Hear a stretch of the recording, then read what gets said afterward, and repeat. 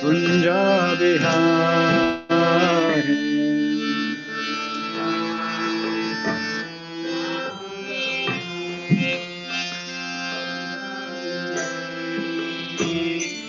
Jaya Radha Madhava Kunja Bihari.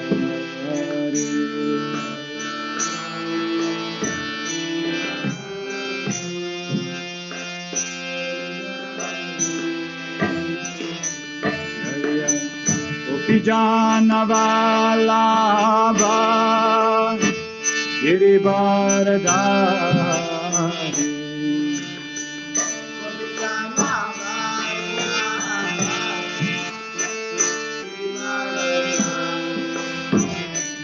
Jaya Gopi Janavalabha Girivardhari.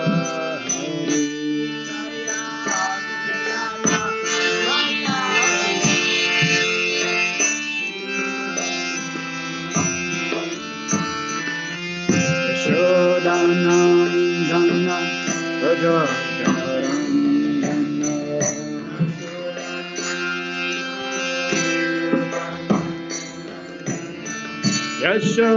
Yashodanandana Rajajanarandana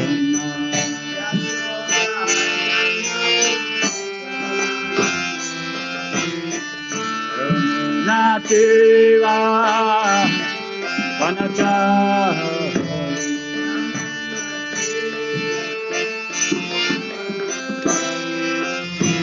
Yamuna Tira Vanachari.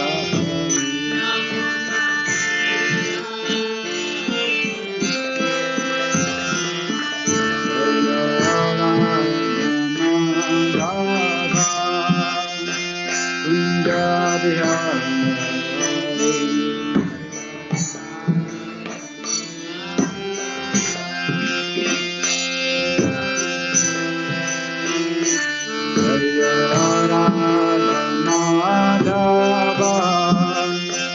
Kunja Bihari.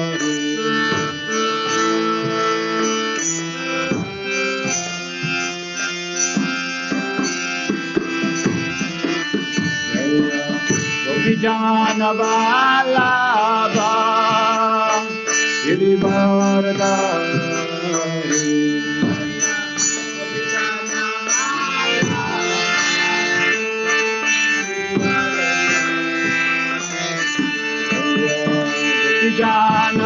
Janavalabha Girivardhari.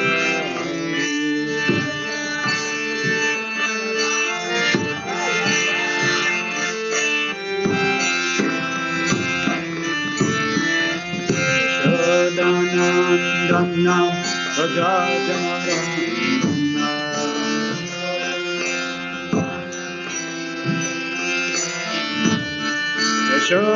Yashodanandana Rajajanarandana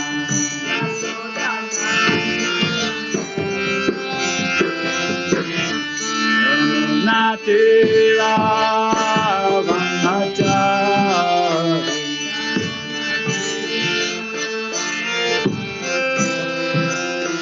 Yamuna Tira Vanachari.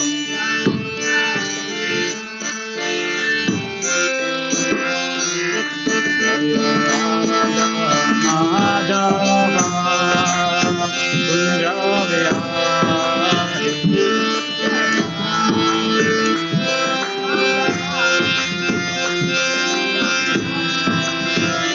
Jaya Radha Madhava Kunja Bihari.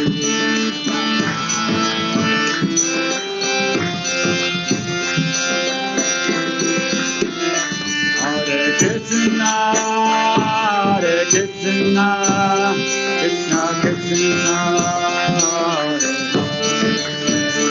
Hare Rama, Hare Rama, Rama Rama, Hare Hare.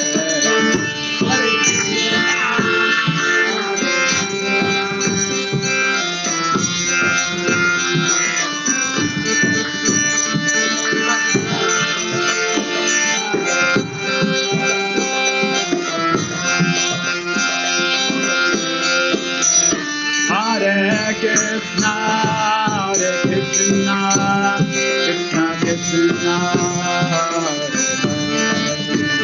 Hare Rama, Hare Rama, Rama Rama,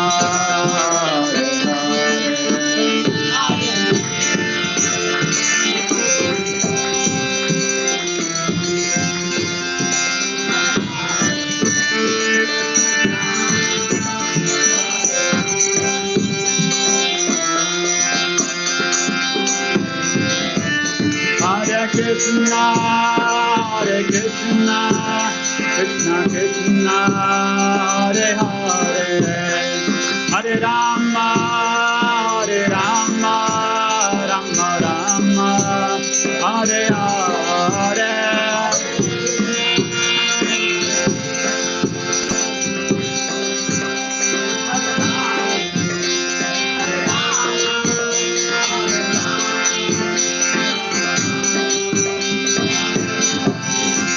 Hare Krishna, Hare Krishna, Krishna Krishna, Hare Hare, Hare Rama, Hare Rama, Rama Rama, Hare Hare.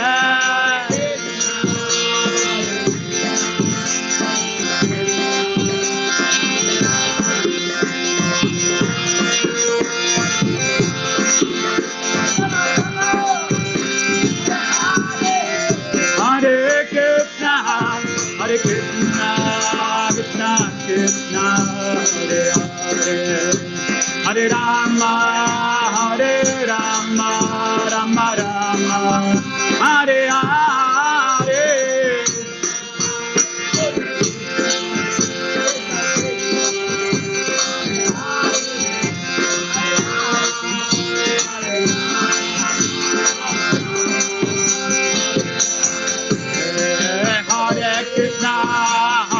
Krishna, Krishna Krishna, Hare Hare, Hare Rama, Hare Rama, Rama Rama, Hare Hare.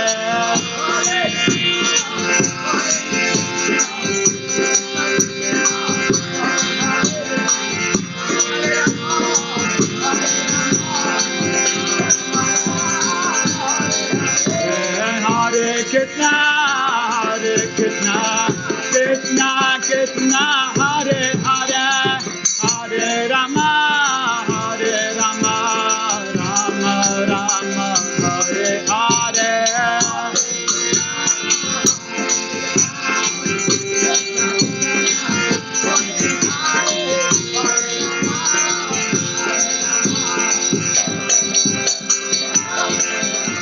Hare Krishna, Hare Krishna, Krishna Krishna, Hare Hare, Hare Rama, Hare Rama, Rama Rama, Hare Hare.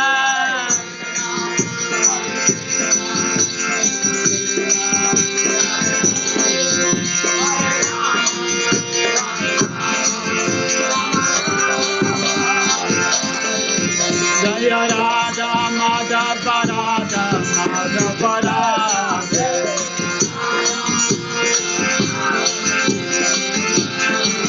Jaya Radha Samasundara Samasundara,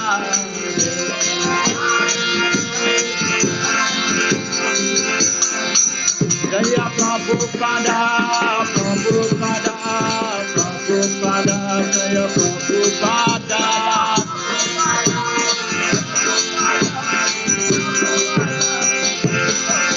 Jaya Jaya Prabhupada, Prabhupada, Prabhupada, Prabhupada.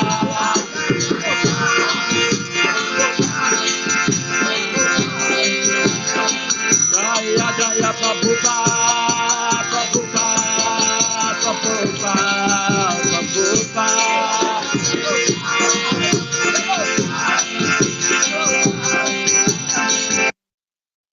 Nitya Go Hare Baba, Hare Baba, Hare Baba, Hare Baba.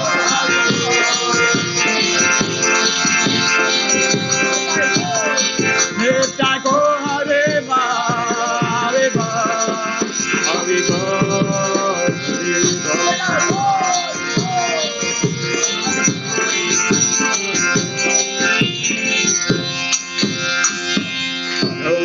Paramahamsa Parivadikacharya Sudhar Sudhashishmari Divangas Abhachan Bhakti Swami Shilabho Bharati Jai Iskan Palachari Divangas Shilabho Bharati Jai Jai Paramahamsa Parivadikacharya Sudhar Sudhashishmari Divangas Shila Bhakti Swami Shilabho Bharati Jai Anand Guru Vaishnava Ki Jai Namacharya Shila Vilas Thakur Ki Jai Prince Krishna Krishna Chaitanya Prabhu Nityananda Shri Advaita Gadadhar Shri Sri Gaura Bhakta Ki Jai Shri Shiva Hare Krishna Gopika Shyam Radha Kunj Giri Govardhan Ki Jai Vrindavan Dham Ki Jai Navadip Dham Ki Jai Mayapur Dham Ki Jai Ganga Mai Ki Jai Yamuna Mai Ki Jai Bhakti Devi Ki Jai Tulsi Devi Ki Jai Samaved Bhakta Vrinda Ki Jai Gandharajman Bhagavad-gita Ki Jai Nitai Gaur Premanande.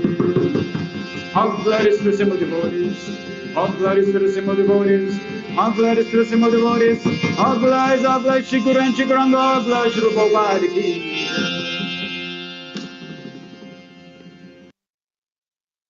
Hare Krishna, Hare Krishna, Krishna Krishna, Hare Hare, Hare Rama, Hare Rama, Rama Rama, Hare Hare.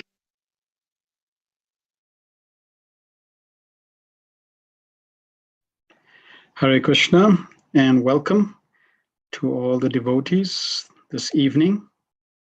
We're going to be covering chapter 2. This is going to be part 1. We're going to have this in 2 parts. Just a sound check. Everyone can hear me clearly?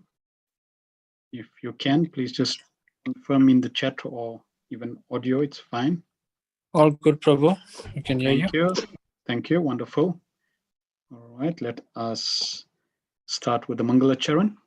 Om Jnana Timivandasya Gyananjana Shalakaya Chakshurun Militam Yena Tasmai Shri Guruve Namaha Shri Chaitanya Manobhistam Stapitam Yena Bhutale Swayam Rupa Kadamayam Dadati Swa Padantikam Vandeham Shri Guru Shri Utapada Kamalam Shri Gurun Vaishnavamscha Shri Rupam Sagrajatam Sahagana Raghunatham Vitam Tam Sajivam Sadvaitam Savadutam Parijana Sahitam Krishna Chaitanya Devam Shri Radha Krishna Padan Sahagana Lalita Shri Vishakan Vitam He Krishna Karuna Sindhu Dinabandhu Jagat Pate Gopesha Gopika Kanta Radha Kanta Namaste Tapta Kanchana Gourangi Radhe Vrindavaneshwari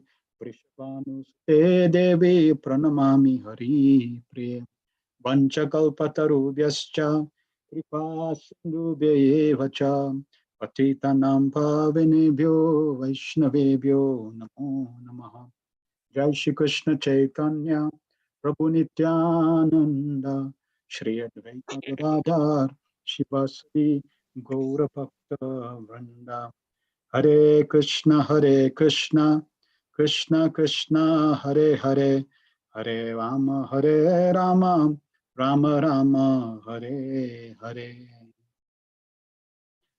Om Namo Bhagavate Vasudevaya. Om Namo Bhagavate Vasudevaya. Om Namo Bhagavate Vasudevaya. Om Namo Bhagavate Vasudevaya. Om Namo Bhagavate Vasudevaya. Om Namo Bhagavate Vasudevaya. So we're going to be covering chapter 2 based on the teachings of His Divine Grace A.C. Bhaktivedanta Swami Srila Prabhupada, the founder Acharya of the International Society for Krishna Consciousness. He has blessed us with the wonderful philosophy of Krishna consciousness, not only giving us Bhagavad-gita as it is, but even extending and expanding that philosophy through his Bhaktivedanta purport, so that we in this material world with the English, and not even only the English language, now it's in practically every major language in this world, so we could understand the philosophy of Bhagavad-gita. So before we go into chapter 2, let us cover some feedback regarding the introduction and chapter 1 overview. Then we'll also cover the question that Mother Hemavati asked. We'll get her to share with us the question and also the answer. Let's see if she did her homework. So I like the devotees to share, either from the introduction or from the overview, something that you took home, something that really penetrated deep, something that you thought, wow, that's very interesting. I didn't know that. Wow, I must learn that. That was interesting. You can share with us. Just unmute yourself. You can even show your camera if you want, but unmute yourself and share with us something that you found interesting, that you want to remember, and that you took, online, you took home with you. So open to the floor, please share with us or give us some feedback.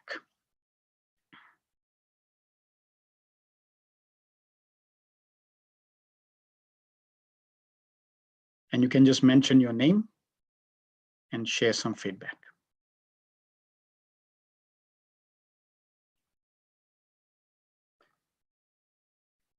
Okay, Mukund, anything that you took from your side?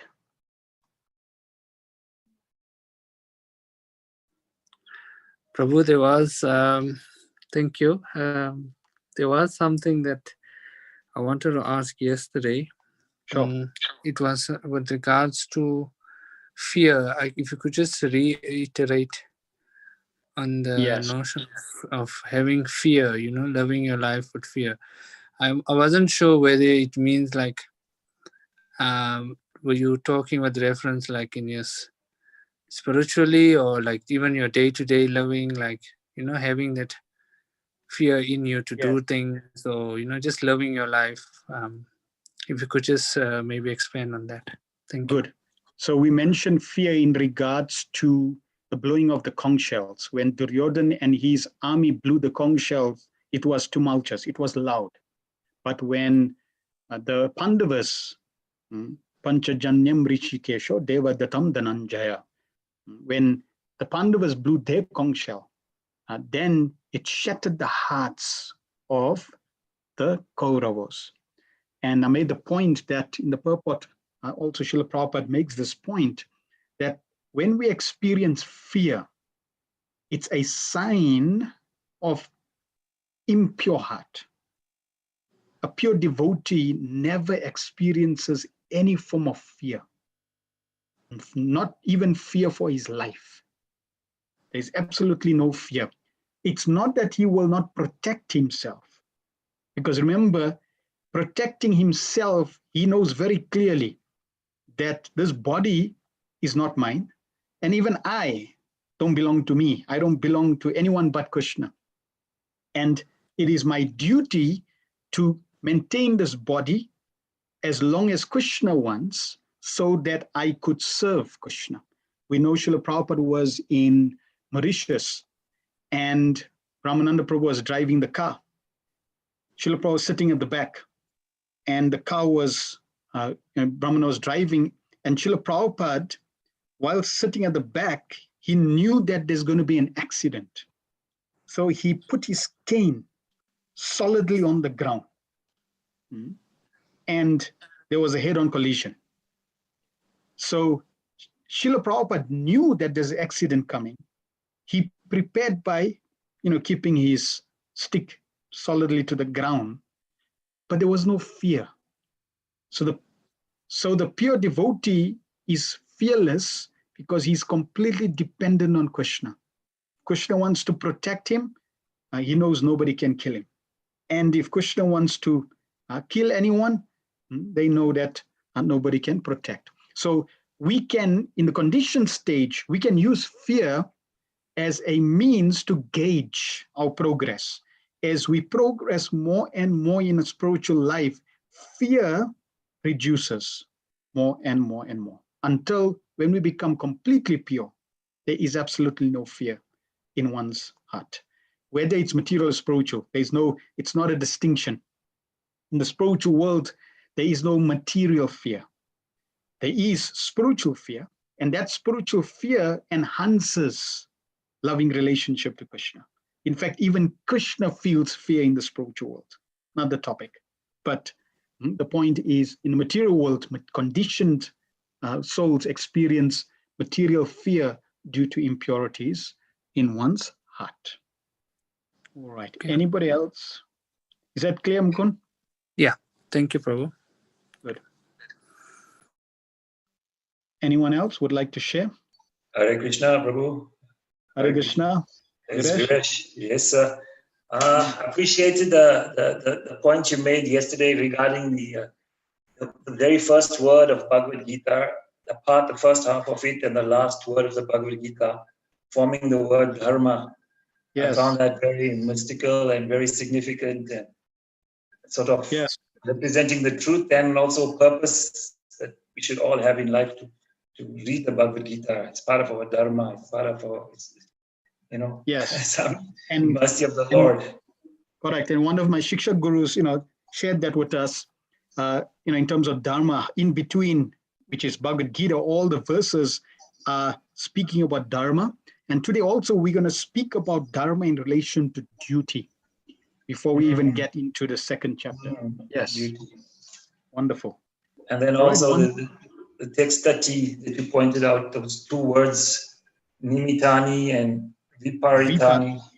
Yes. Yes, I think that's very a deep aspect of the first chapter, where Arjuna is in that situation where he's focusing on the many causes, and that sort of stood out as well. Yes, and those two words are very important in summarizing the first chapter, because Arjuna is representing us, and we also will experience nimitani viparitani. We want a wonderful year with no obstacles. Well, you're not going to get it, viparitani. Okay, next year may be better. Well, you may not get it, or there may be a variation, right? There may be different forms of viparitani, but you are in an environment of viparitani. That's why Prabhupada made that point. We are in a environment that's not compatible with the soul. So when we understand that, it makes living in this world little more stress-free, because it's expected, right? We know, well, it's not surprising. That's what I expect. In fact, you should be surprised when there is no suffering. If there is anxiety and suffering, don't be surprised. Okay, thank you. Hemavati, Radhika, Maraji, you can share with us what was your question and where did you find the answer? Hi Krishna, please accept my humble obeisance, all glory Srila Prabhupada. The question was, Arjuna was materially compassionate, so how do we guard against being materially compassionate to others? As aspiring devotees, we need to be compassionate to others.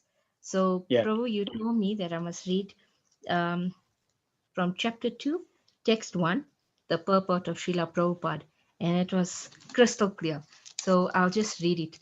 Material compassion, lamentation, and tears are all signs of ignorance of the self. Compassion for the eternal soul is self-realization. The word Madhusudan is significant in this verse. Lord Krishna killed the demon Madhu, and now Arjuna wanted to kill the demon of misunderstanding that has overtaken him in discharge of his duty. No one knows where compassion should be applied. Compassion for the dress of a drowning man is senseless. A man fallen in the ocean of nescience cannot be saved simply by rescuing his outward dress, the gross material body. So one who does not know this laments for the outward body. That's called Sudra, or one who laments unnecessarily. Arjuna was a Kshatriya, and this conduct was not expected from him. Lord Krishna, however, can anticipate the lamentation of the ignorant man, and for this purpose, Bhagavad-gita was sung by him. This chapter instructs us in self-realization by an analytical study of the material body and the spirit soul as explained by the supreme authority, Lord Sri Krishna. This realization is possible when one works without attachment to fruitive results and is situated in the fixed conception of real self. Yes, wonderful. And we're going to touch on that as well. Very nice. And Another devotee shared one of the feedbacks is lots of Maya and I, false ego. And Bhagavad-gita starts with that. And we're going to see that that false ego, in fact, in the conditioned soul, it's there. Arjuna is displaying this false ego, this false identity. I don't want to fight. I don't want to kill. I don't want to experience suffering, etc. Right, let us start. So chapter 2, part 1, chapter is entitled Contents of the Gita Summarized. So in summary, Arjuna submits to Lord Krishna as his disciple, and Krishna begins his teachings to Arjuna by explaining the fundamental distinction between the temporary material body and the eternal spirit soul.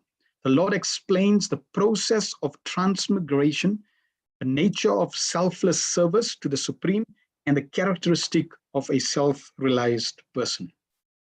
So yesterday we covered observing the armies on the battlefield of Kurukshetra, and we emphasized this word observing. We need to be observant of the environment and really be observant of our actions, our thoughts. And in this way, try to see, are we aligning ourselves to the teachings of Bhagavad-gita? Arjuna gave many reasons. He's a Kshatriya, and he did not want to perform his duty of a Kshatriya, which is to fight. We all have duties. Please share with me in the chat, what duties do you have? What is your predominant duty?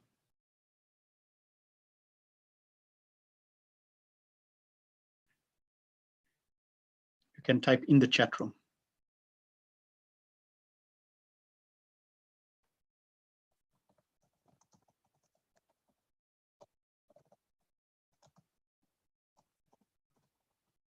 Mother and households, yes, very good. Mother Rasastali said, being a mother and a householder. Any other duties? Hemavati housewife, very good.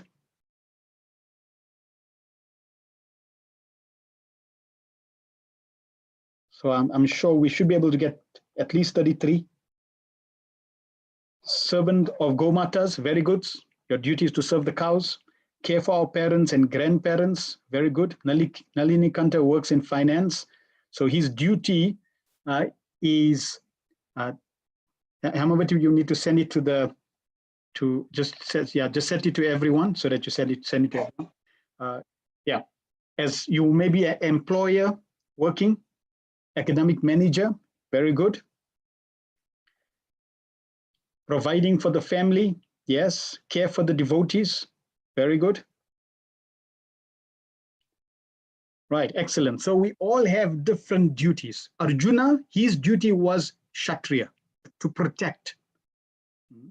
Duty to save, yes, not only save ourselves, but also save all the living entities in this world, save the planet, right? So we have different duties.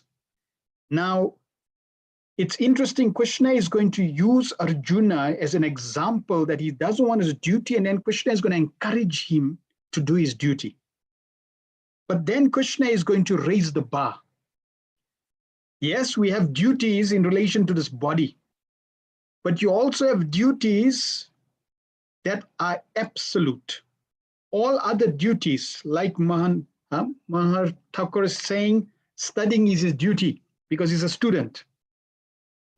Now, if he's a student, Drishti is going to school, that means they are students. That's their duty. But those duties will change as you age, as your body ages, your duty changes, and next life, your duty is going to change. Right? So duties do change, but there is also absolute duties. And that absolute duty is in relation to the absolute personality of Godhead, Krishna. So Krishna in Bhagavad-gita takes us through these different levels. So Arjuna gave many reasons. Even as a devotee, compassion, enjoyment. He doesn't want to enjoy the kingdom tainted with blood. His saintliness, fear of sinful reactions, destruction of family. So these are valid reasons, right? Valid reasons. And then in the beginning of chapter 2, we're going to cover Arjuna's further indecisions. And finally, he surrenders. And then Krishna starts to speak Bhagavad-gita, reveals the knowledge of Bhagavad-gita. So this chapter 2 has 5 sections. We're going to be covering the first 2 sections, verses 1 to 10, Arjuna's further doubts and his surrender. Then 11 to 30, Jnana. Krishna is going to use knowledge to encourage Arjuna to fight. So remember, Krishna is now going to do 2 things. One is use Arjuna to encourage him to do his duty, and then also transcend that level. Okay, so that is what Krishna is going to do. Then tomorrow we're going to cover 3, 4, and 5 sections. So the first section, after Arjuna continues to express his doubts about fighting, he surrenders to Krishna for instructions. Sanjay starts, Sanjay vacha tam tata kripaya vishtam ashru purna kulekshanam vishidantam idam vakyam uvacha madhusudana. Sanjay said, seeing Arjuna full of compassion, his mind depressed, his eyes full of tears, Madhusun, Krishna, spoke the following words. And Madhyamavati read this from the purport. Srila Prabhupada is making very clear, material compassion, lamentation, and tears are all signs of ignorance of the real self. So compassion for the eternal soul, that is self-realization. So how do we relate to everyone? The best way to relate in terms of compassion is to act to serve people in relation to Krishna. So for example, serving Krishna Prasad. Instead of just feeding anything, but we feed Krishna Prasad. That is real compassion. Or giving the holy name. That is compassion. Giving transcendental knowledge of Bhagavad-gita. That is compassion. It's addressing the need of the soul and not this outer dress. Srila Prabhupada in the middle of the purport says, no one knows where compassion should be applied. Compassion for the dress of a drowning man is senseless. A man fallen in the ocean of nitions cannot be saved simply by rescuing his outward dress, gross material body. So everyone, in the material world, they're helping this material body. But this material body is going to be perished. It's going to go dust to dust, ashes to ashes, sooner or later. Right? By administering compassion to the soul, that's real compassion. Then text 2 starts off, Shri Bhagavan Uvacha. How many verses did Krishna speak in chapter 1? How many verses did Krishna speak in chapter 1? Directly.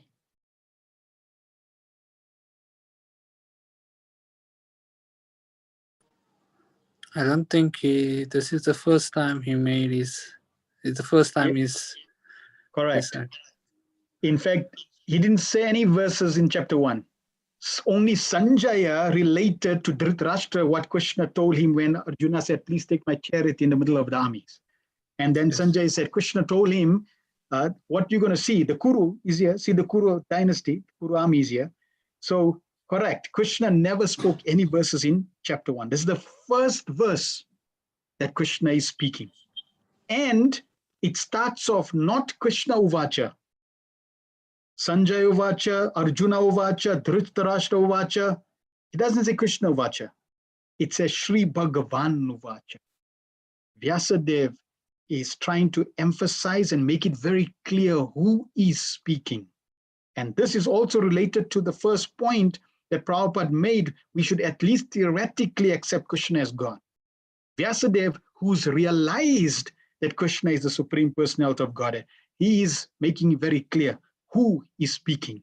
That person who's speaking in front of Arjuna is the Supreme Personality of Godhead. Mahabharata is not a fictitious story. It's not mythology. It's not that the battle of Kurukshetra is your mind. Arjuna, the Pandavas are your good deeds, and Kauravas are your bad thoughts, etc. People concoct these different analogies. No, Mahabharata actually happened. Pandavas, Kauravas, they exist. Krishna exists. So Sri Bhagavan Vacha. And Prabhupada takes the opportunity very extensively in the purport to establish this point, give validation and verses to verify Krishna is the Supreme Personality of Godhead. And Krishna says, Kutastva Kashmalam idam Vishame samupastitam anarya justam asvargyam akyurtikaram Arjuna. The Supreme Personality of Godhead said, my dear Arjuna, how have these impurities come upon you? They are not at all befitting a man who knows the value of life. They lead not to higher planets, but to infamy. So Krishna, he did not approve of Arjuna's sentiments, Arjuna's decision for fighting and arguments. Right? Krishna is saying, where have these impurities come from? Okay, so Krishna is referring to his behavior as impure. Prabhupada in the purport discusses Bhagavan, and the word Bhagavan. Bhaga means opulence, Van means possess. So Parasar Muni, he makes it very clear, he gives a definition of Bhagavan, that person who possesses 6 opulences in full. Krishna has unlimited opulences of every category. But these are the 6 main opulences that Krishna possesses in full. That person who possesses these 6 opulences in totality, he's the only one that been classified as God. So none of us possess all wealth, all fame, all beauty, all knowledge, all renunciation, all strength. We may possess very minute fraction of a fraction of a fraction of a fraction of a fraction of these qualities. Therefore, you will be glad to know you're not God. Krishna is the Supreme Personality of Godhead because he exhibited all these opulences in full. Scripture makes it very clear that Krishna possesses all these opulences in full, and that's what makes him God. Then in regards to that point also, Srila Prabhupada, I'm not going to go into the purport, you can read the purport.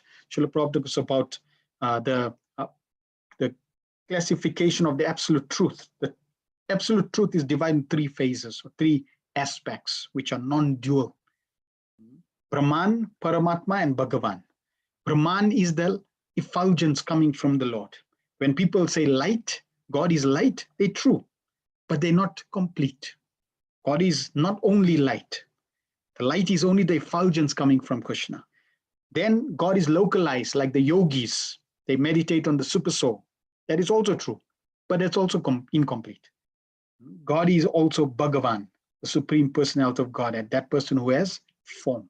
So these are different features of the Supreme Lord. Then from text 2 to 3, from text 3 to 6, O son of Pritha, Krishna continues, do not yield to this degrading potence. It does not become you. Give up such petty weakness of heart and arise, O chastise of enemies. So Krishna is calling it petty weakness of heart. Right? Krishna is not accepting it. Then Arjuna continues his arguments. O killer of enemies, O killer of Madhu. Arjuna is using this word Madhu. The names that are used in Bhagavad-gita, Krishna's names throughout the Bhagavad-gita, the different names that are used, they have deep meaning behind them. For example, the killer of Madhu. Arjuna is saying, Krishna, see, you the killer of Madhu, the demon Madhu. And it was easy for you to kill a demon.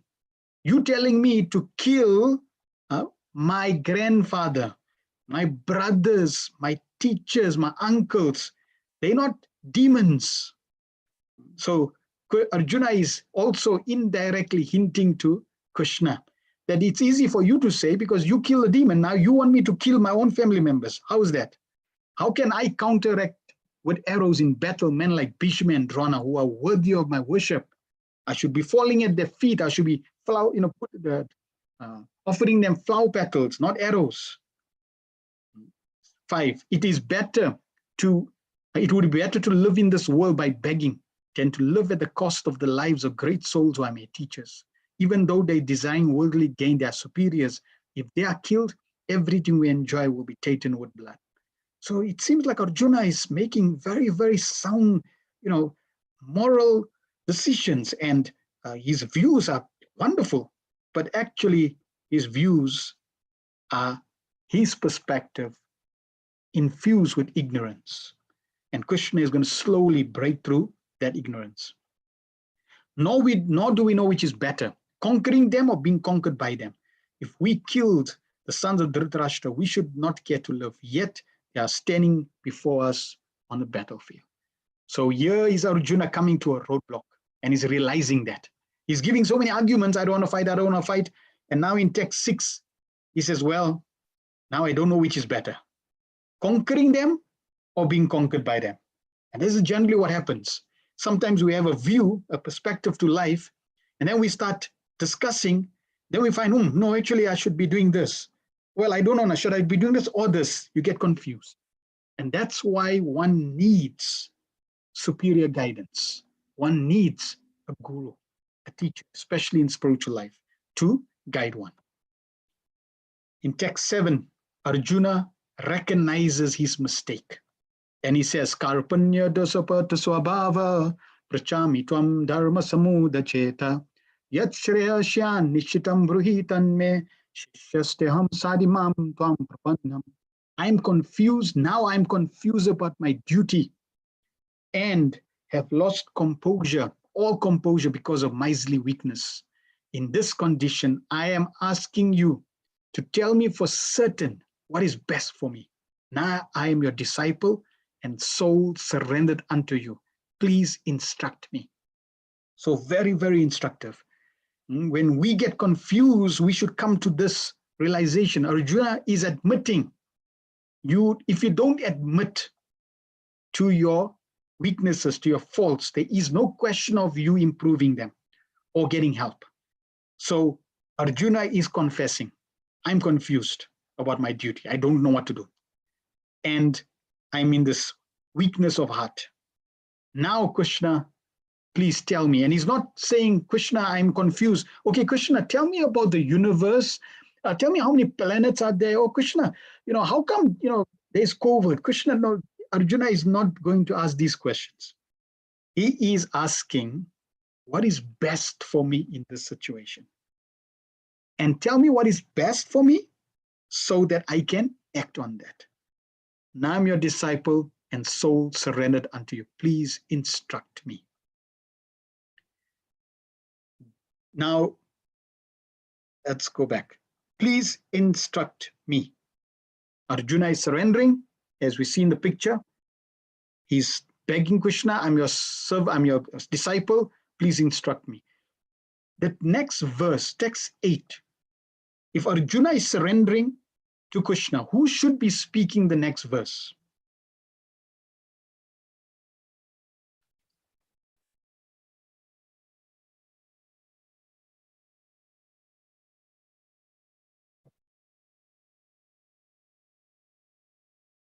Yes, Krishna should be speaking the next verse. Okay. Now let's see who speaks the next verse. Text 8. I can find no means to drive away this grief which is drying up my senses. I will not be able to dispel it, even if I win a prosperous, unrivaled kingdom on earth with a sovereignty like the demigods in heaven. Hold on. Why is Arjuna speaking? He just surrendered. Now what he's saying here. So why is Arjuna speaking from text 7 to text 8? He surrenders in text 7 and then he speaks text 8. He says, I cannot find no means to drive away this grief. And the Acharyas tell us that there's a dialogue in between 7 and 8, which Vyasadeva didn't write. Okay, and what's the dialogue? The dialogue is Krishna tells Arjuna, see Arjuna, I'm your friend. Firstly, I cannot be a guru because I'm your friend. If you want a guru, go to Vyasadeva. He can be a guru. And anyway, Arjuna, you don't need a guru. Just fight. If you fight, you'll win a kingdom. And if you lose, you'll go to heavenly planets. So don't worry. You don't need a guru. Forget this whole thing. Just fight.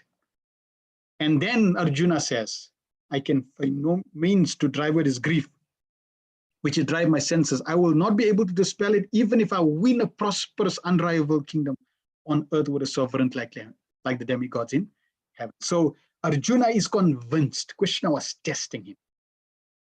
Oh, you really want a guru? Let's see. Just fight. Just win the kingdom. So Arjuna is very clear that no, even if I win all the opulence, I will not be able to solve my dilemma. That's the proper conclusion. No mundane arrangement, no amount of opulence, wealth in this world can solve problems. True knowledge, surrendering to the Supreme, that can solve the problems. Then Sanjay said, having spoken thus, Arjuna, chastise of enemies, told Krishna, Govinda, I shall not fight, and fell silent. So now Arjuna is totally surrendered. He's convinced. O descendant of Bharati, at that time, Krishna, smiling in the midst of both armies, spoke the following words to the grief-stricken Arjuna. Now Krishna starts to speak. And it says here, Prahasan iva Bharata. Krishna was smiling. Prahasan, Sanskrit means smiling. So Krishna was smiling. Why is Krishna smiling? Because Krishna is a friend. Now Krishna is very happy. Sometimes when you know something is going to happen, something good is going to happen, and you foresaw it, you start smiling. Yes, I knew that's going to happen. So Krishna, he knew what's going to happen because he's arranging it. We already covered in the first chapter that Krishna put Arjuna in this situation. So Krishna already knew what he's going to do. And Arjuna is doing exactly what Krishna is wanting him to do. Therefore, he's smiling. At the same time, Krishna is going from friend, with friends, you jovial, you happy, you laugh, to a guru, which is serious business. So therefore, he's not laughing. He is smiling. He's going from always laughing with Arjuna to smiling to becoming serious. Because now Bhagavad-gita is serious discussion, philosophy. So now we come into the second section where Krishna starts to give Bhagavad-gita. From 11 to 13, one section, and 16 to 25. And the topic is going to be death. Is the eternal soul changing from one body to another? Therefore, since no soul can die, Arjuna would not be killing. Then 14 and 15 to 15. Performance of duty must not be affected by happiness and distress arising from sense perception. 26, the Lord talks about atheistic and materialistic theory. And then 27 to 30, eternal, indestructible, immutable soul cannot be killed, and the temporary body cannot be saved, therefore fight. So text 11, this is the first verse. Technically, you could say Bhagavad-gita, the philosophy starts here. Shri Bhagavan Uvacha, again, Shri Bhagavan Uvacha. Asochananva sochastvam pragnavadam shabhasase katasuna gatasumscha nanu shochanti pandita. The Supreme Personality of God had said, while speaking learned words, you are mourning for what is not worthy of grief. Those who are wise lament neither for the living nor for the dead. So Krishna just gave Arjuna one slap. You're speaking like a learned person, learned, man, but actually you fool number one. That's the business of a guru. The guru is not meant to flatter you. The guru is meant to chastise. So Krishna chastises Arjuna right on the first verse. And you find the first verse starts with a Asho-chan, first letter A. So Krishna also starts the Bhagavad-gita philosophy with A. Like our material education starts with A, Bhagavad-gita philosophy also starts with A, Asho-chan. In the purport, Prabhupada says, the Lord at once took the position of a teacher and chastised the student, calling him indirectly a fool. The Lord said, you are talking like a learned man, but you do not know that one who is learned, one who knows what is body and what is soul, does not lament for any stage of the body, neither in the living nor in the dead condition, nor in the dead condition. Now we're going to go through the verses 12 to 19. So this section from 12 right to about 30, you'll see Krishna is speaking all about the soul. No other scripture has such exhaustive, clear, concise knowledge of what the soul is, besides Bhagavad-gita. compared to all other traditions and faiths. So there should be absolutely no doubt in our mind who we truly are. And as it says here, you are a spiritual being. You are the life force, the soul within this body. That yellow dot that you see in this changing body picture, that's the yellow dot that is the soul, the conscious being. That is you, not the body that is changing. And in this section, Krishna makes it very, very clear. There's no coding required. It is very straightforward. Text 12. Never was there a time when I did not exist, nor you, nor all these kings, nor in the future shall any of us cease to be. This is defeating Mayavad philosophy or impersonal philosophy. The Buddhists, the impersonalists, they say we perfect life, we merge, we become one. Nope. Krishna says you don't become one. You were one. Nope, you were not one. It's not like you were one, then you become many, then you become one. Nope. There is absolutely no ambiguity yet. Krishna says, never was the time when I did not exist, nor you, nor all these kings, and nor in the future shall any of us cease to be, which means in the future, all three, you, me, and the kings will all exist. So very, very clear, we don't die.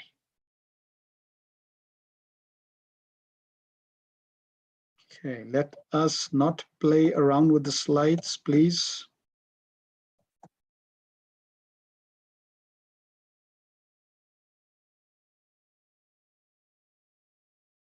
This is serious subject matter, so we should control the children and not allow them to either unmute or even play with the slides. Okay, because why? It would distract the devotees. It's disservice. So we should be attentive. Right, 213. As the embodied soul continuously passes in this body from boyhood to youth to old age, the soul similarly passes into another body at death. A sober person is not bewildered by such a change. This verse is extremely important, that shows very clearly the body is changing, but the soul is the same person in every body or every changed body. The soul does not change. And when the body is now totally destroyed at the time of death, the soul just goes into another body at the time of death. This verse also is making very clear, reincarnation is not only from this life to next life. Reincarnation is also even in this life. That means you are reincarnating even now. I normally give the example, if you look at your nails, they're growing, but they're growing so small you can't even notice. Similarly, we are reincarnating in this body. After 5 years, 10 years, you say, hey, my body's really changed. So we are reincarnating. 14. So when Krishna told Arjuna this verse, 13, Arjuna said, yeah, but Krishna, I don't want to be the cause of changing my family member's body.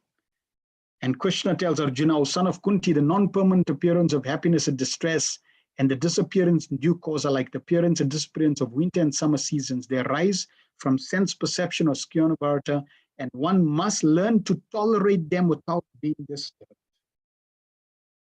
Krishna is telling Arjuna, even if you don't want to kill them, nature will make arrangements and they'll be killed. And you will have to tolerate that anyway. So learn to tolerate. We get happiness and distress in this world. And just like summer and winter seasons, or winter and summer seasons, they come and go. Similarly, happiness and distress in this material world also come and go. The dualities are not fixed in that it's not only summer and it's not only winter, it's not only happiness and it's not only distress. There's a combination of happiness and distress. This is the nature of duality. And we have to learn to tolerate. We may not be tolerant, but Krishna says, learn to be tolerant. And this material world is a wonderful playground for us to learn. O best among men, Arjuna, the person who is not disturbed by happiness and distress and is steady in both is certainly eligible for liberation. So tolerance is a very, very important quality in spiritual life. 16, those who are seers of the truth have concluded that of the non-existent material body there is no endurance, and of the eternal, the soul, there is no change. This they have concluded by studying the nature of both. So those who are seers, they've studied matter and spirit, the body and the soul. 17, that which pervades the entire body you should know to be indestructible. No one is able to destroy that imperishable soul. If you look at this body, if I pinch my finger, I feel pain. I pinch my toe, I feel pain. So the consciousness is pervading the whole body. Yet, I'm only localized in one place in this body. But the consciousness is pervading the full body, which means that the soul emits consciousness. The soul is conscious, and its consciousness is pervading this body. 18, the material body of the indestructible, immeasurable, and eternal living entity sure to come to an end. Therefore, fight, O descendant of Bharata. So the material body is the material body of the indestructible, immeasurable, eternal living entity. The soul is indestructible, it's immeasurable, therefore the science will not be able to measure it, and it's eternal. Neither he who thinks the living entity is slayer, nor he who thinks it slain is in knowledge, for the self slays not, nor is slain. This subject will be expanded further and further into the 5th chapter and into the later chapters, 16, 17, 18, etc., in terms of the true doer. What does the soul actually do? So when you get to those chapters, you'll hear about that.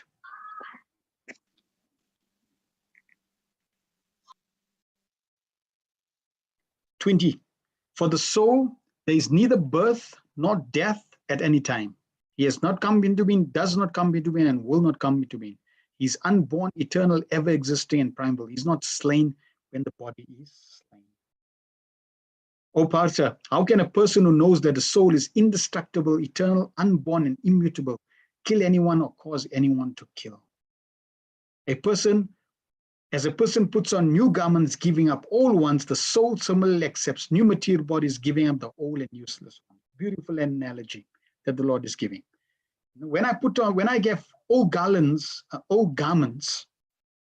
and the garments are torn, when I go in shop and I get a new garment, I don't cry that I got a new garment. I'm happy, I got a new garment. I take this old one, then I discard it, and I put on a new garment very happily.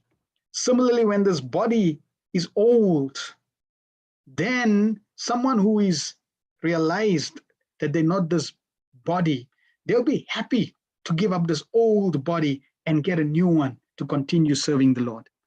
So it's a beautiful analogy. And also the soul, just like I have a garment, I'm not the garment. So the soul has a garment, this body. The soul is not the body. We also can give a very clear example. My hand, my head, my heart, my brain, my blood, my body. We say my, that means ownership.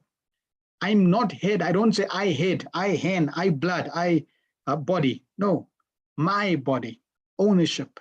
So very, very clear. We are different from this body. The soul can never be cut to pieces by any weapon, nor burned by fire, nor moistened by water, nor withered by the wind. Just see the nature of the soul. The soul is so powerful. In fact, we don't realize the power of the soul. Prabhupada in one lecture makes this point that we have amazing qualities of Krishna. Krishna is so amazing, so magnanimous and powerful. We are part and parcel of Krishna, which means we also have those powers, even though in limited, but powerful personalities. Another place, Prabhupada said, the soul is brilliant like many, many suns. So we have great potency and power. And we're so powerful that no weapon can cut us. We don't need to be worried about a knife cutting us. Why? Because the knife cannot cut us. It can cut the finger, can't cut me. And the fire cannot burn us. If there's a fire, like Mukund, you asked the question of fear.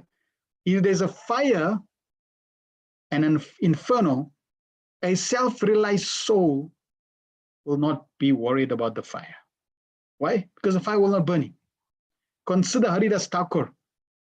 When he was being whipped, he didn't die.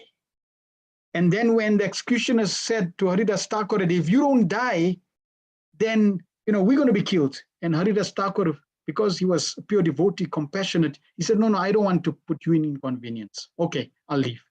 So he sat in lotus position and he came out of his body.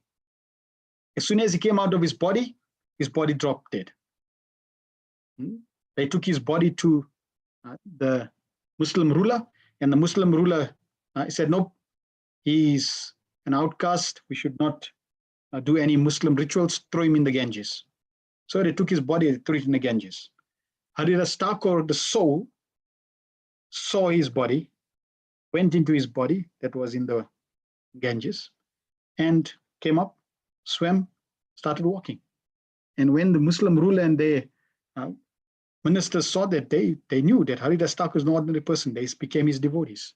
So the pure devotee has no fear of water, of the destruction of the wind, etc. Why? Because the soul is not impacted by these elements. The individual soul is unbreakable and insoluble and can be neither burnt nor dried. He is everlasting, present everywhere, unchangeable, immovable, and eternally the same. It is said that the soul is invisible, inconceivable, and immutable. Knowing this, you should not grieve for the body.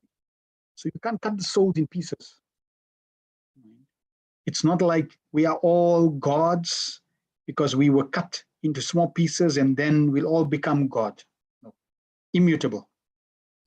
If, however, you think, now Krishna goes into giving a different angle.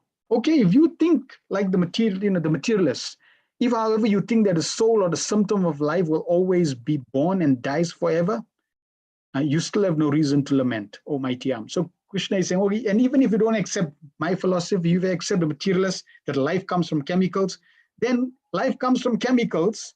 So you a bunch of chemicals, and then you're going to become chemicals again when you die. So it's all chemicals. So why are you worried about chemicals? Before it's chemicals, now it's chemicals, after it's chemicals, it's all chemicals. Don't worry, you still fight. And then 27, one who has taken his birth is sure to die.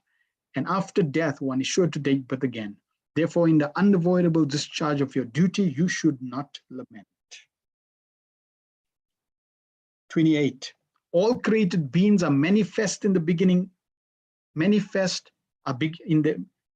All created beings are manifest in the beginning, all created beings are unmanifest in the beginning, manifest in the interim state, and unmanifest again when annihilated. So what need is there for lamentation? So this is also related to the previous verse in relation to the theory, the materialistic theories. Some look on the soul as amazing, some describe him as amazing, and some hear of him as amazing, while others, even after hearing about him, cannot understand him at all. So this verse is called the amazing verse, because even people who hear about the soul as amazing, it's amazing that they don't get it.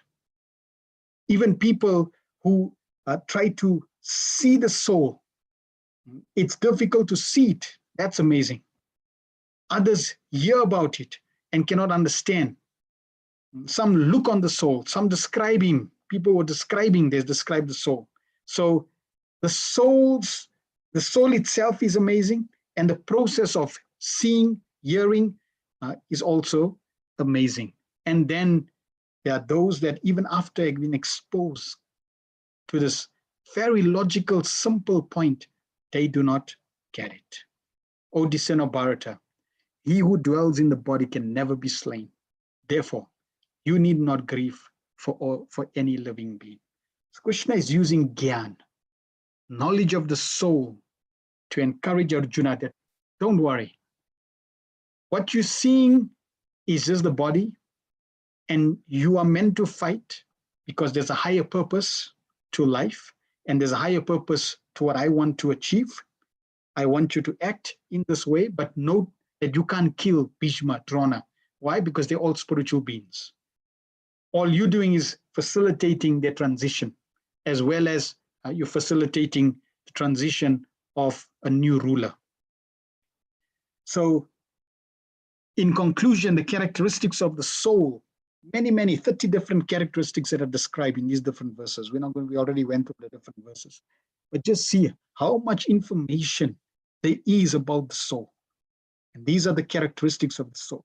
What's more amazing, this is your characteristics, which means Bhagavad-gita got knowledge about you. How amazing. It's knowledge about each one of us is right here in the second chapter. So now let us cover this question. Why is understanding of the soul important? Let's look at this picture. One of my favorite pictures. A little cat looking in the mirror and sees a lion. So that cat looking in the mirror and seeing that, oh, I'm a lion, is that type of perspective dangerous for the cat? Let us know either in the chat or you can unmute yourself. Is the perspective of the cat thinking it's a lion, is that dangerous? Yes. Viresh said, Mukund said yes, Hemavati said yes, very. Okay, it is dangerous. Why? Why is it dangerous? So now you'll have to share. Why is it dangerous? It's false ego. Why is that dangerous? The tiger can kill the cat. So not that the tiger can kill the cat, because remember, the cat is looking in the mirror. When you look in the mirror, what do you see? Your reflection. So the cat is looking in the mirror and seeing its reflection. And it's seeing, oh, I'm a tiger. There is no tiger that's going to kill the cat. Right? The kitty can't fight a lion or hyena. Yes. So you're not so you're not that, so you can't act like that. Misidentity. Yes, it's a misidentity. So let me give you an example. So that cat is looking in the mirror and thinking, oh, I am a lion. Now that cat goes to its neighbor's dog. And when the cat goes to his neighbor's dog, what is the cat going to do? Roar. Meow. That's how the cat's going to roar, right? Because the cat's thinking, I'm a lion. So it's going to roar. It's thinking it's wrong, but all it's going to do is meow. And what is that dog is going to do? That dog is going to run after that cat and kill it. Or another way, that cat is thinking, I'm a lion.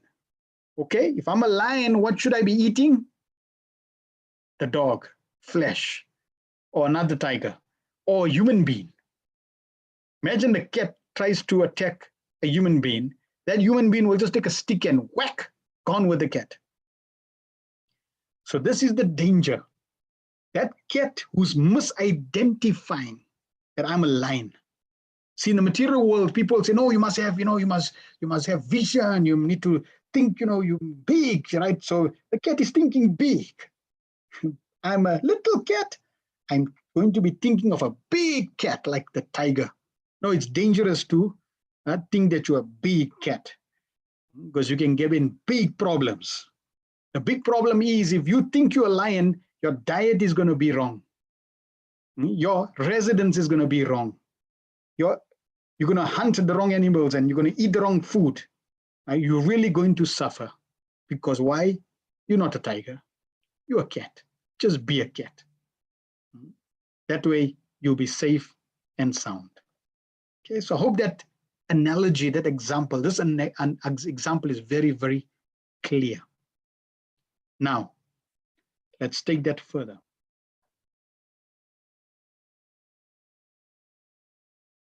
So, this person is looking in the mirror and he's seeing, just like this cat is looking in the mirror and seeing that I'm a tiger, this person is looking in the mirror and seeing I am male. I'm a white male. I'm a South African white male. Is that a problem?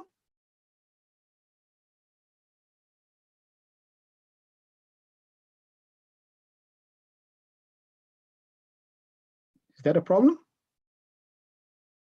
Exactly like the cat looking in the mirror and thinking it's the tiger?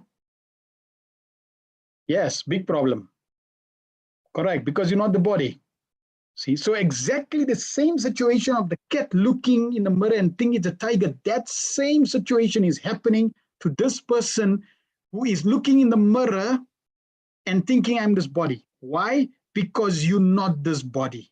You're actually in the region of the heart, 1/10,000 the top of the hair. If I take a piece of hair, if I take the circumference of the hair and I cut that into 100 pieces, and I take that 100 piece and I cut that into 100 pieces, that is 1/10,000 top of the hair. That's your size. You are in the region of the heart. And you are looking through this body, looking in the mirror and thinking, I'm this body. You're going to have the wrong diet, the wrong activities, wrong life. You're going to suffer just like that cat. That's why everyone in this material world is suffering, because of misidentification with this material body. You are not this body. And just as this person is looking in the mirror, when you go tomorrow to the mirror and you see in the mirror and you see, oh, that's me. Oh, pause. That's not you. That is your body. It is not you. We already covered over 30 verses that makes it very clear. We are not these material bodies. So understanding this is ABC of spiritual life. And Lord Krishna starts off with this most fundamental, most basic point, that I am not this body. I am a spiritual being. Now, if you relate it back to our question about duty, this body has specific duties. I, as a spiritual being, also have specific duties. And more important than this material body's duties is your own spiritual duties, which we need to understand and act on. That's why Prabhupada makes it very clear. It's not good enough just to know I'm not this body. I need to act according to that level, that realization that I'm not this body. The more you realize you the spirit soul, you need to act on the platform that you're not this body, which is spirit soul. And the more you realize you the spirit soul, you'll find that your life becomes more simple. Less focus on the body. What type of nail polish I'm going to put, what type of clothes I'm going to wear, what type of car I'm going to drive, etc. Right? You're not going to focus on the external, the material body, which is just the cloth, but you're going to focus more on the soul. So we're going to conclude now. Krishna already gave us the wonderful philosophy of the fact that I'm not this body, but there are many quotes on the soul by great philosophers. A true friend is one soul in two bodies, Aristotle. It's a very interesting point. We also say that Krishna, Radha and Krishna are one soul in two bodies. And here Aristotle is saying a true friend is one soul in two bodies. We must no more ask whether the soul and the body are one, then ask whether the wax and the finger impressed upon it are one. So just as you have wax and you put an imprint of your finger on it, Your finger is separate from that imprinted wax. It looks like the finger is there, but it's actually separate. Similarly, the body and the soul are separate. Be careful, be careless in your dress, if you will, but keep a tidy soul. Mark Twain. It is only to the individual that a soul is given. Albert Einstein. Plato. First, the fallen souls take birth in human forms, the highest of which is that of the philosopher, who strives for higher knowledge. If his knowledge becomes perfect, the philosopher can return to an eternal existence. But if he becomes hopelessly entangled in material desires, he descends into the animal species of lives. After some time, the soul again attains human form and another chance to achieve liberation. Plato. Very clear describing reincarnation. Take a music bath once or twice a week for a few seasons, and you will find that it is to the soul what the water bath is to the body. So just as you take water and you bathe the body, music is also for bathing the soul. All men's souls are immortal, but the souls of the righteous are immortal and divine. Socrates. So very clear, these philosophers knew about the existence of the soul. Then scientists who accepts afterlife, the existence of the consciousness of soul. We know Albert Einstein said, great spirits have always encountered opposition from mediocre minds. And in relation to God, Albert Einstein, anyone who becomes seriously involved in the pursuits of science becomes convinced that there is a spirit manifest in the laws of the universe, a spirit vastly superior that of man. And there are many other scientists that believe in afterlife, in the soul. You can see many of these names. And if you go on the internet right now, you'll see there's so much evidence of people researching life after death, etc. There's also many documentaries of reincarnation, of people that came back and remember their past. There's a famous one called James Tree. You can Google it on YouTube, Soul Survivor. He was a pilot in World War II, and he appeared as James in this life. You can see that boy. And he remembered, he knew exactly what a fighter plane is, all the different types of fighter planes. He knew how to fly a plane. He had dreams of where he was, and he was born in a Christian family. And his parents were seeing this more and more, and eventually they started researching, and they found that actually the son reincarnated. So they even became convinced that actually this is the fact. So reincarnation, the soul, transmigration, this is not belief. It's truth. It's a fact. Just like the law of gravity. I'm a Christian, I don't believe in gravity. Now I'm a Hindu, I don't believe in gravity. No, it's not a question of belief. I'm 5 years, I don't believe in gravity. You'll still be grounded. Everyone is influenced by the absolute truth. No one is an exception. So Krishna, he's starting his presentation to Arjuna, the philosophy of Bhagavad-gita, and Krishna very wonderfully has instructed to Arjuna, instructing us. We've got this knowledge that we are not these material bodies, we are spiritual beings. And what to talk about other people in this world, but even great acharyas in our line, Brahma, Narad, all these personalities coming in our line, they were great exalted personalities. Srila Bhaktisiddhanta Saraswati Maharaj, at the age of 5 to 7, he memorized Bhagavad-gita. So these are great personalities. They all accepted, Lord Chaitanya, Lord Krishna, they all accept this science of the soul.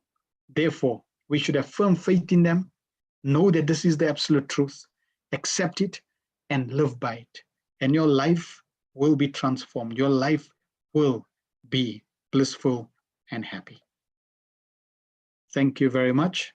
Srila Prabhupada ki jai. Hare Krishna. Any questions or comments? Anyone has?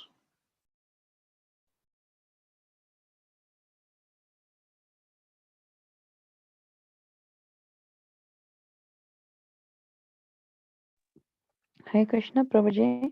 Yes, Rasastali. When you were talking about Krishna's names that are mentioned, and when you were speaking about Madhu, and we know Krishna Bhagavan's called Madhusudan because he killed the Madhu demon, then also, is that Madhu also like Madhu the nectar bee or no? The Yes, honey bee? correct. So there's different, remember Krishna's names can have unlimited meaning, just like Krishna. The name Krishna means all attractive. Krishna also comes from two words, Krishna. Krish means death, na means stop. Krishna is the only one that can stop death.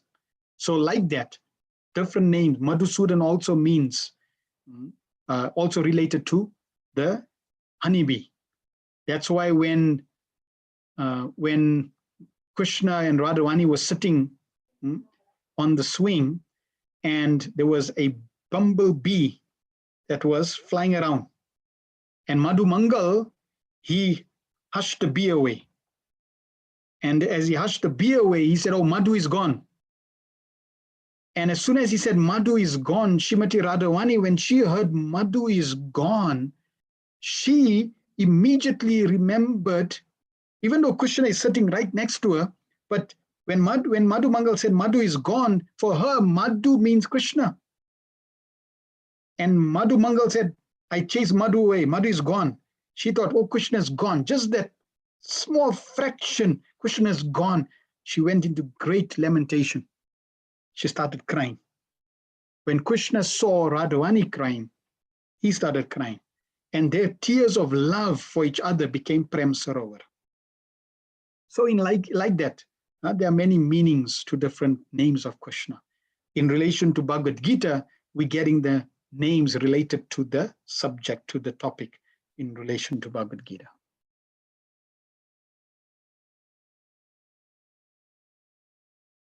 Any other questions?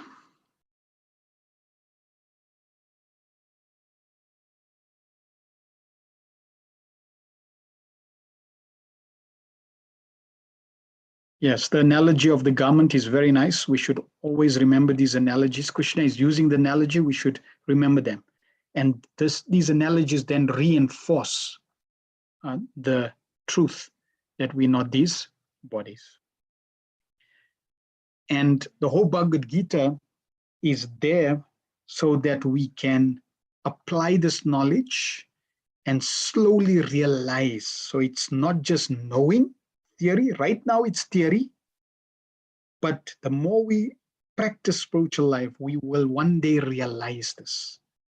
And when you realize you're not this body, somebody can take your hand, the body's hand, and they can chop the body's hand and you won't feel any pain because they didn't chop your hand. They just chop the body's hand. It's like somebody takes this shirt and they just cut it. The only time I will feel the pain is if I'm attached. But if I'm not attached, I will not feel the pain. Right. So Mukund has also saved the presentations and the videos on this link. So if anybody wants, it's also on YouTube. You can on Chaitanya Life Academy channel. You can go to YouTube also. You can get it, and it's also at on this drive with our previous Bhagavad-gita sessions. Okay, thank you very much for everyone's time, spending this time to go through Bhagavad-gita. We hope you are being nourished and getting inspired by Krishna's wonderful teachings in Bhagavad-gita. Tomorrow we're going to cover the second part of chapter 2, and we hope to see you all tomorrow. Thank you. Srila Prabhupada ki jai.